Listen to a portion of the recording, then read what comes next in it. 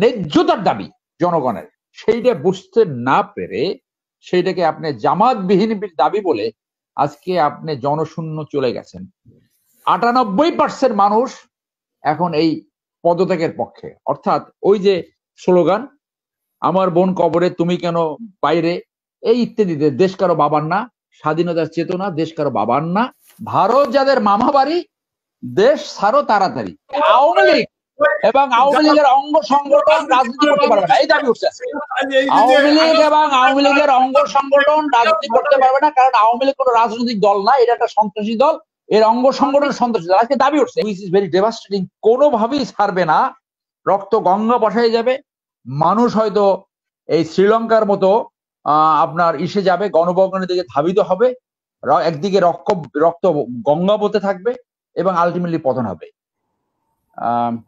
আনোয়ার ভাই, আমরা একসাথে অনেকদিন কথা বলেছি, কিন্তু তার স্পিড আরো বেড়ে গেছে। তো বারুক, সেটা ভালো, কিন্তু এরশাদ শিকদারের মামলাটা আপনারা দেখেছেন, দেয়ার ইজ সামথিং কল ইনকারেজেবল, মানে যেটা সংশোধনের অযোগ্য। আমি ওনাকে মিন করছি না। তো এরশাদ শিকদার যে 14টা খুন করেছিল, একটাই ফাঁসি হলো, ও ফাঁসির আগে বলল আমি কোনো অপরাধ করি নাই, আমার বিরুদ্ধে অন্যায় করা হয়েছে। তো সত্য স্বীকার করা, সত্য মানা এত সোজা না, এটা it needs very high quality. আমি আজকে আপনার প্রশ্ন উত্তর দিয়ে শুরু করি, তারপর এখানে আসছি নেক্সট 72 ঘন্টা কিভাবে যাবে।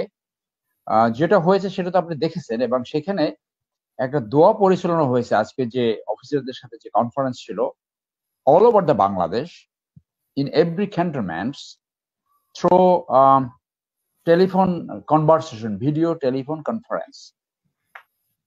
তো এটার মধ্যে হয়েছে, সেখানে একটা দোয়া হয়েছে, সেই দোয়ায় বলেছে যে ইয়া আল্লাহ, আমরা যেন জালিমের পক্ষের লোক না হই এবং জালিমদের হাত থেকে আমাদের রক্ষা করো। উপস্থিত অফিসাররা সবাই বলছে আমিন আমিন। মূল সাবস্টেন্সটা হইল এদেশের জনগণের সার্বভৌমত্বের প্রতীক, তারা জনগণের উপরে গুলি চালাবে না, অফিসারদেরকে জুডিশিয়াস সেন্স ব্যবহার করছে, এবং সেইটাই বাংলাদেশে হয়েছে। 1975 সালে যেটা হয়েছে, এরশাদ পতনের সময় যেটা হয়েছে, 96 সালে বিএনপির পতনের সময় হয়েছে, 2001 সালে আওয়ামী লীগের পতনের সময় হয়েছে, আবার বিএনপি 2006 এর পতনের সময় হয়েছে, এখনো তাই হবে। দুই একটা ঘটনা ঘটবে, আমরা অ্যাসোসিয়েট প্রেস অথবা আল জাজিরার ঘটনা দেখেছি। আমি এখন থেকে 2 সপ্তাহ আগে আমার ক্ষুদ্র জ্ঞানে, আমি আন্তর্জাতিক সম্পর্কের ছাত্র, ইতিহাসও পড়েছি, তো যে কোনো স্বৈরাচারী সরকার, দুইটা উদাহরণ আমাদের সাথে জজলমান, আবার বলি, রিইটারেট করে এই কারণে যে 27 বছর জেল খাটার পরে নেলসন ম্যান্ডেলা মাত্র একটা টার্ম ক্ষমতায় ছিল, সে বলতে পারতো I shall be president for life. বাকশালে যেরকম একটা বিধান আনছিল না, মরার আগ পর্যন্ত প্রেসিডেন্ট থাকবে। ওনার নেতৃত্বের কোয়ালিটি এই জায়গায় ছিল, দীর্ঘ সময় ক্ষমতায় থাকলে সম্মান থাকে না, ইজ্জত থাকে না। আজকে নেলসন ম্যান্ডেলা পৃথিবীর ইতিহাসে একজন ধ্রুবতারা রাজনীতিতে। অন্যদিকে রবার্ট মুগাবে স্বাধীনতার নেতৃত্ব দিয়েছে, 40 বছর ক্ষমতায় ছিল, সেই দেশ অর্থনৈতিকভাবে উন্নত হয় নাই, মানুষ রুটি খেতে চায় নাই, এবং ওই গল্পটা মুগাবের জন্য প্রযোজ্য ছিল যে মানুষ আন্দোলন করছে কেন, বলে তারা কেক খাইতে পারছে না, তারা ভাত পাচ্ছে না, খাবার পাচ্ছে না। তখন এই ধরনের একটা শাসক যাই বলো, কি বলো, তারা কেক খাইতে পারতেছে না। সো বাস্তবতা থেকে অনেক অনেক দূরে থাকে, সেই জন্য তারা, মানুষ যখন খেতে পারে না তখন তাদেরকে প্রশ্ন করে ওরা কি কেক খেতে পারে না। সেই রবার্ট মুগাবে জনগণ টেনে নামিয়েছে, যারা যথাসময় জনগণের ম্যান্ডেট বিন যদি থাকে, জনগণ তাদেরকে কোনো না কোনো ভাবে নামায়। বহু উদাহরণ আছে। রিসেন্ট একটা উদাহরণ সৃষ্টি করছে জো বাইডেন, জাস্ট ভিতর থেকে একটু সমালোচনা হলো, সেই সমালোচনায় তিনি তার প্রেসিডেন্সি ক্যান্ডিডেটস ছেড়ে দিলেন। This is the leadership quality. আর যারা চাটুকার পরিবেষ্টিত থাকে, তারা কখনোই বাস্তবতা জানতে পারে না। এইরকম চাটুকার সৃষ্টি হয়, আপনি ম্যান্ডেট বিহীন ভাবে 16 বছর চালায়া গেলেন, এবং কোনটা জনগণের দাবি, জনগণের পিওর ন্যায্যতার দাবি জনগণের, সেইটা বুঝতে না পেরে সেইটাকে আপনি জামাতবিহীন দাবি বলে আজকে আপনি জনশূন্য চলে গেছেন। 98% মানুষ এখন এই পদত্যাগের পক্ষে। অর্থাৎ ওই যে স্লোগান, আমার বোন কবরে তুমি কেন বাইরে, এই ইত্যাদিতে, দেশ কারো বাবার না, স্বাধীনতার চেতনা দেশ কারো বাবার না, লক্ষ শহীদের রক্তে কেনা স্বাধীনতা দেশ কারো বাবার না। মানুষ ওই জায়গায় গেছে। এবং আজকে একটা মেয়ের স্টেটমেন্ট দেখছিলাম আমি সোশ্যাল মিডিয়ায়, ডাইরেক্ট প্রধানমন্ত্রী আক্রমণ করেছে, আপনার বাবা স্বাধীনতা যুদ্ধ করেছে তাতে কি হয়েছে, বাংলাদেশে বাকি সব গোলাম, আমার দাদা করেছে। এই যে টেন্ডেন্সি, প্রত্যেকটা অফিসে আপনি মুজিব কর্নার বানিয়েছেন, সব জায়গায় আপনি স্ট্যাচু বানিয়েছেন। শফিউদ্দিনের 3টে সাকসেস, শফিউদ্দিন চিটাগং এ একটা বানিয়েছে, আগের x chief of army staff, মূর্তি বানিয়েছে আপনার এই যে বিজয় সরণি ওইখানে একটা বানাইছে, আর সিলেট ক্যান্টনমেন্টে। মানুষ বলে এটা, অনেকে দেখা করে বলে এই ওনার সাকসেস 3টা। তো এইরকম চাটুকার সৃষ্টি হয়। জনগণের যদি ভালোবাসা না থাকে, জনগণের যদি শ্রদ্ধা ভালোবাসা না থাকে, এইগুলা থাকে না। ইতিহাস সেইটা শিখায়। সাদ্দাম হোসেনেরও কিন্তু স্ট্যাচু ছিল, সেই স্ট্যাচু কি আছে বাগদাদে? বাগদাদে নাই। আজকে আওয়ামী লীগের বন্ধুরা লোমান পত্রিকার এডিটোরিয়াল কি বলছে, আনোয়ার ভাই আপনি সেটা পড়েন নাই? আপনি দেখেন নাই আলজিরাসে কিভাবে পতন হয়েছে? রুটির দাম বাড়াইছে, সেই জন্য সেইখানে পতন হয়ে গেছে। সবজির দাম বের হয়েছে, এক সবজি বিক্রেতা এক নাগরিক গায়ে আগুন লাগালো, সরকারের পতন হয়ে গেল। ফার্দিনান্দ মার্কোসের পতন হলো কেন? তার ওয়াইফ সেন্টার জুতো কিনতে রাষ্ট্রীয় বিমান নিয়ে চলে যেত ইটালিতে। এগুলো আপনার জানেন নাই? একটা ওই সবকিছু যুদ্ধ অপরাধী এবং আজকে প্রত্যেকটা analysis, Al Jazeera, CNN, BBC, যত ওয়েস্টার্ন কান্ট্রি, প্রত্যেকে বলছে এটা সরকার পতন আন্দোলন। এবং যে কোনো গণ অভ্যুত্থানের 2টা কারণ থাকে, একটা হলো ইমিডিয়েট কারণ, আর একটা হচ্ছে আলটিমেট কারণ। ইমিডিয়েট কারণ হলো ইন্ডিয়াতে যে সর্বশেষ এই যে করিডোর দিয়ে আসছে সমস্ত স্বার্থ বিকিয়ে, এবং সর্বশেষ যে মোংলা পোর্ট তাদেরকে চুক্তি দিয়েছে, এইটা ছিল ব্যাকগ্রাউন্ডে। সেই ব্যাকগ্রাউন্ডের মাথায় আপনার আসছে এই কোটা সংস্কার। কোটা সংস্কার তো ইমিডিয়েট, এটা তো ইস্যু। কোটা সংস্কার যদি সাথে সাথে মেনে নিত, আরেকটা ইস্যু আসতো। এরপর আরেকটা ইস্যু যদি মেনে নিত, তাহলে আরেকটা আসতো। কারণ যারা জনম্যান্ডেটবিহীন জনগণের স্বার্থ বিকে এইভাবে থাকে, তাদের ইনএভিটেবল কনসিকুয়েন্স হচ্ছে তাদের পতন। পতন হবেই, পতনটাই হলো ইতিহাস, পতনটাই হলো সত্য। তো এটা হতে বাধ্য। সেই জায়গায় আমরা এই কয়েকদিনের ভিতরে আগামী 72 ঘন্টায় 3-4 ধরনের সিনারিও এভলভ হতে পারে। সবচেয়ে সফট যেটা, সবচেয়ে সেনাবাহিনী প্রধানকে বলতে পারে you take over, let me go in safety. এখানে সোশ্যাল মিডিয়ায় দেখলাম ইন্ডিয়ান নাকি একটা প্লেন স্ট্যান্ড বাই আছে তেজগাঁও। আমরা তো সব তথ্য জানি না, সত্য মিথ্যা, এটা ভুয়ো হতে পারে। অথবা যদি হেলিকপ্টার স্ট্যান্ড বাই থাকে, তখন সেনাবাহিনী প্রধানের দায়িত্ব হবে একটা জাতীয় সরকার গঠন করে দেশকে নির্বাচনের জন্য প্রিপেয়ার করা। কিন্তু সেইখানে প্রায়োরিটি কাজগুলো কি হতে পারে? আজকে আওয়ামী লীগের পতনের পরে প্রায়োরিটি কাজ হবে অনেকগুলো রিফর্মস। প্রথম হবে এই আর্ম ফোর্সেস রিফর্মস করা। ইন্ডিয়ান দাসত্ব বরণকারী কিছু অফিসার আছে, তাদেরকে এখানে সরিয়ে দেশপ্রেমিক প্রফেশনাল অফিসারকে সামনে আনতে হবে।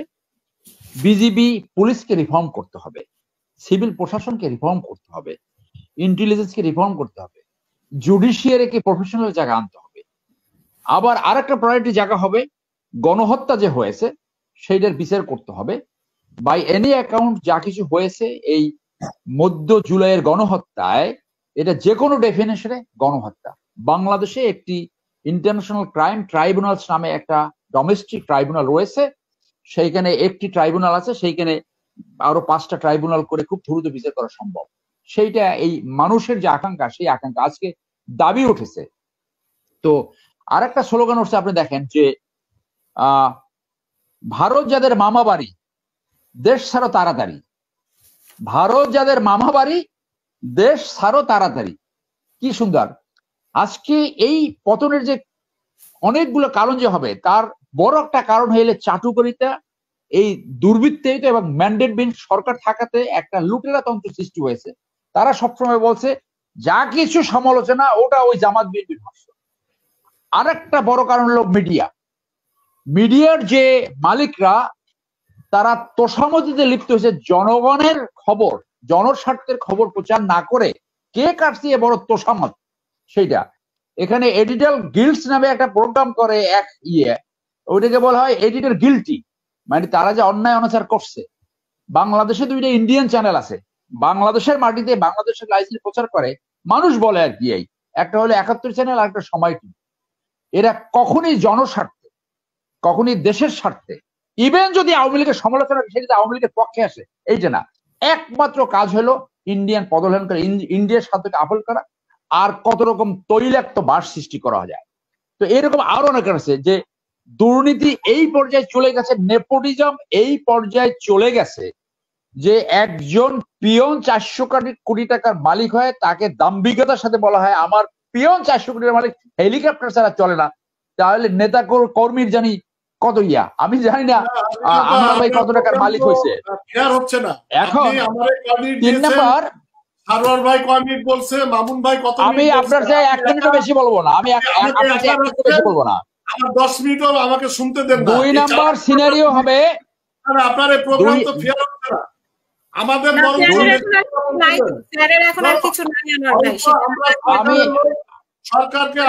আমি কয় মিনিট বলছি বলেন, ওনার চেয়ে আমি বেশি বলছি। জনগণকে করতে চাই, আমার কমলমতি ছেলেদেরকে আমরা বলতে চাই কমলমতি ছেলেদেরকে ব্যবহার করছে। এই জন্য এই যে বিএনপিটা করে আনোয়ার ভাই, এই জন্য ছাত্ররা দাবি উঠেছে আওয়ামী লীগ এবং আওয়ামী লীগের অঙ্গ সংগঠন রাজনীতি করতে পারবে না, এই দাবি উঠছে।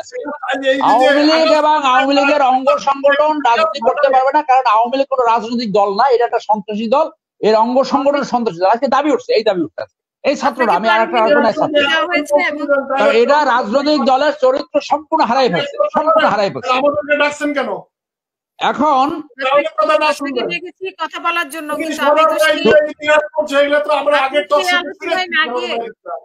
আপনি আমাকে বলতে দেন না।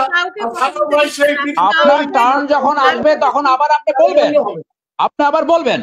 এখন 2 নম্বর সিনারিও হতে পারে, আর আপনি যে আমার কথা হলো যে আজকে যে জাতিকে বিভ্রান্ত করছে কারা, জাতির স্বার্থে, ভারতের স্বার্থে আপনাদের বলা উচিত কিভাবে কিভাবে আজকে জাতিকে বিভ্রান্ত করা হচ্ছে। ওই যে ইনকারেজেবল,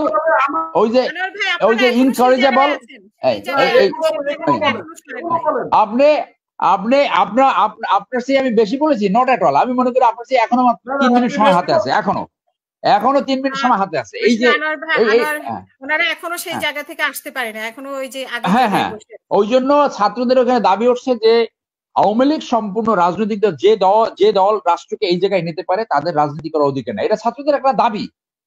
এবং এই যে ধর্ষক লীগ, মানে হেন কোনো আকাম না এটা করে, এইটা রাজনীতি হতে পারে না।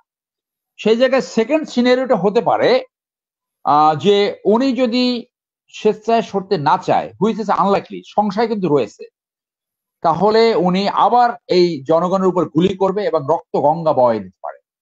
কিন্তু মানুষ যে নেমে গেছে, মানুষ এখান থেকে সরে যাবে বলে মনে হয় না, আর রেভলিউশনের ইতিহাস তাই বলে। 3 নম্বর সিনিয়রও হতে পারে, 3 বাহিনী প্রধান অন্য সবাই যে বলে যে ওই এরশাদের সময় যেটা করেছিল নুরুদ্দিন, যে we are no more with you, তখন হয়তো সে নিজে পার্শ্ববর্তী দেশে চলে যেতে পারে। আর 4 নম্বর সিনিয়র হইতে পারে হুইচ ইজ ভেরি ডেভাস্টেটিং, কোনোভাবেই ছাড়বে না, রক্ত গঙ্গা বসায় যাবে, মানুষ হয়তো এই শ্রীলঙ্কার মতো আপনার ইসে যাবে, গণভবনের দিকে ধাবিত হবে, একদিকে রক্ত গঙ্গা বতে থাকবে এবং আলটিমেটলি পতন হবে। What ever is the scenario, Awami লীগের পতন হলো সময়ের ব্যাপার, it's just matter of time. কারণ আমরা যতটুকু বুঝি, মানুষ যখন নেমে গেছে এবং এই যে গণহত্যা করেছে, এইখান থেকে মানুষের সরে যাবে না, এবং এইটা এক দফায় আসতে বাধ্য, সেই এক দফায় আসছে। এইটি দুর্ভাগ্য হলো চসেস্তুর মতো কেউই বোঝে না যে কি বাস্তবতা তার সামনে আসতেছে। ধন্যবাদ।